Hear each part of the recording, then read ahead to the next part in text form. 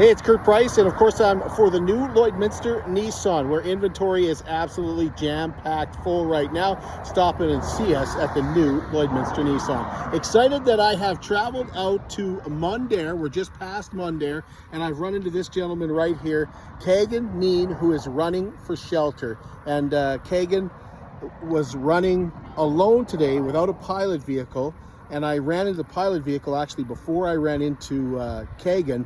And that's because Kagon, you hit another snag today. Yeah, more garbage in the shoulders of the highway. So the trailer, it's only 2 months old. The tires are only 2 months old, but they're flat. So another nail. So we're waiting for a repair company to go out, fix the trailer with Mom, and then she's going to meet me on Mundare once the tires been either replaced or fixed.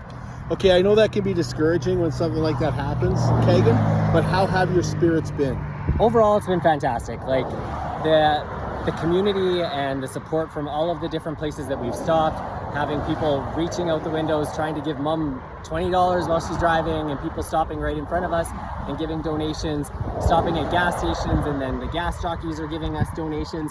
It's been so reassuring. And then just talking to the different campsite owners about challenges that they have with unhoused community members in around their areas. So there's a lot of people talking about it. It's been really reassuring. Visiting the mustard seed in Edmonton yesterday was fantastic. Seeing things that they're doing so well that I would love to roll out in Lloydminster if we can raise enough money so that we can get this new building, the outdoor space, but also learning from things that maybe we haven't done right in the past, but also learning from things that the mustard seed are like, I wish we would have done this and improved. So it's been such an encouraging process, challenging at times, but very, very positive. What did you learn? Like, what's one thing that stood out from the mustard seed that you thought, oh man, this would be great in Lloyd? The fact that we can actually do women and men effectively still being under the same organization. So they have their central location actually has women's dorm upstairs, and then men's, and then general public, as well as they have nurses on staff to help take care of the anybody that's got medical conditions or needing that kind of stuff. So I'm just very excited about the fact that hopefully we can get the new building for the men's, and hopefully convert our existing shelter to a women's facility, and just be able to serve more people in the community. So there's a couple here who just got a flat tire.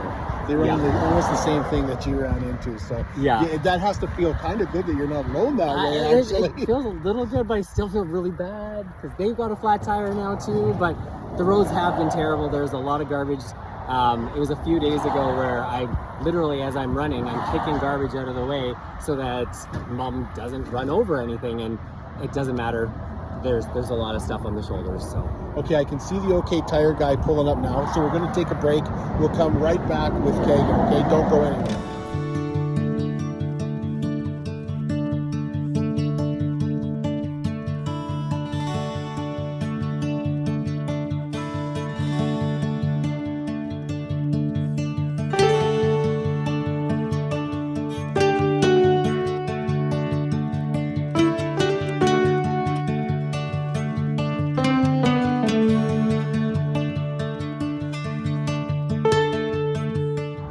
So we're back, and we got Kagon Kneen here, who is running for shelter, and has been running for shelter how many days now? This is day 9. This is day 9. How have the donations been coming online, and how's that doing for your spirits?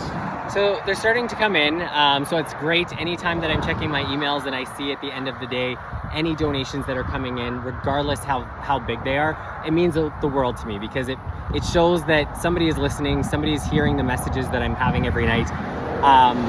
Running 1,300 kilometers is no small feat. It's been very challenging. It's physically demanding. And by the end of the day, to be able to see that those donations are coming in means a lot. There's some momentum building towards getting to Lloydminster, to the Cenovus Place, and Tuesday's going to be a big day. Yes. I believe it's going to be a big day. I believe people are talking about it. I want you to know your spirits should be up. But what would it mean for you to pull in and see that jam-packed? I would be super excited, just because that's essentially the halfway point. So if I can see that there's a ton of people from the community, businesses, individuals, that would mean so much to me, because I still will have to run another 700 kilometers after that. So to know that I've got people's support as I'm doing this challenging run would mean so much. What have you been doing, like when you get to a community, like Edmonton, you got to, go to the mustard seed. What's it like when you get there and you're in your tent and you're alone with your thoughts? What are you thinking about? I'm thinking about the day and challenges and the rough patches. So I know today I'm going to sit in that tent and I'm going to be like, stupid garbage on these shoulders, and then trying to think, well, this is a trial and tribulation, no different than what our clients see every single day. They're not getting those highs because I'm getting support from my family, from my friends, from the community, from so many different individuals by doing this run.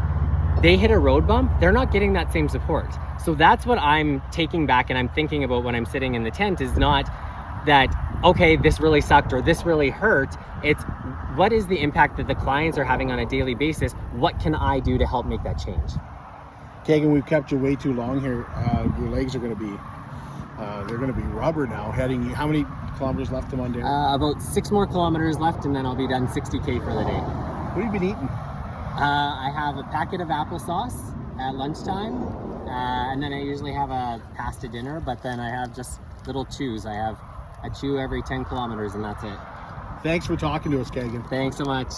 Okay, there he goes, Lloydminster. So you know what to do on Tuesday. And if you're traveling to Edmonton or somewhere like that and you see him, make sure you wave, make sure you stop, make sure you give him some dollars, and come out on Tuesday and see him and make a donation.